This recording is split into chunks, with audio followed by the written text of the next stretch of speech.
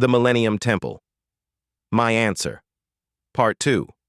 Chapters 40-48 of Ezekiel's prophecy contain an amazingly detailed vision of a glorious future temple.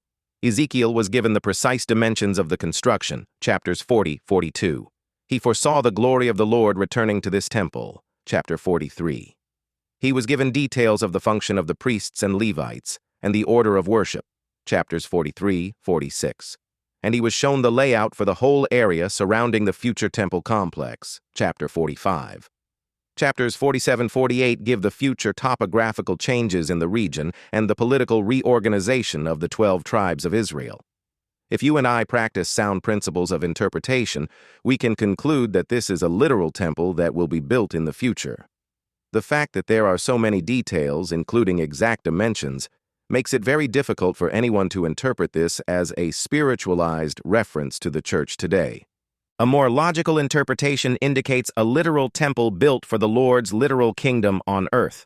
According to Revelation 26, his kingdom will last for 1,000 years, and the temple will serve as the center of divine government during the millennium.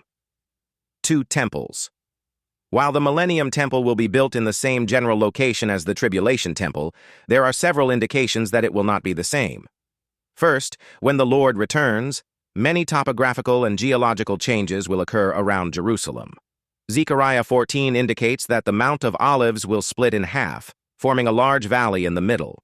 Ezekiel 47 says that subterranean water will continuously flow from Jerusalem's temple area to the Dead Sea and the Mediterranean Sea.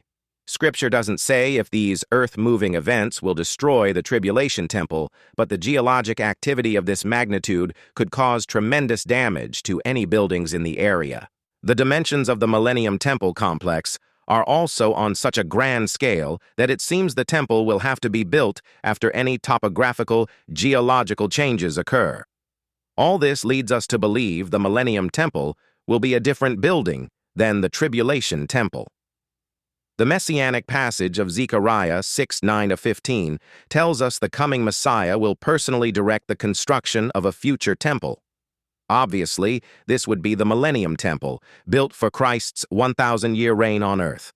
Zechariah's prophecy was not fulfilled at the first coming of Christ because the king and his kingdom were rejected. That generation didn't obey the Lord. But at the second coming of Christ, a remnant of godly Jews will come from far places and welcome the return of their Messiah. This remnant of the Jewish people is the all Israel mentioned in Romans 11:26.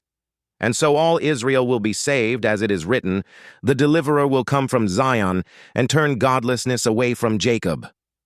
These Jewish believers will participate with Gentile believers in building the Millennium Temple, verse 15.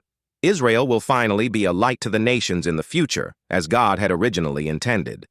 However, after the millennium, there will be no temple in the eternal state because the effects of sin will be forever erased. Revelation 21:22, 22:3.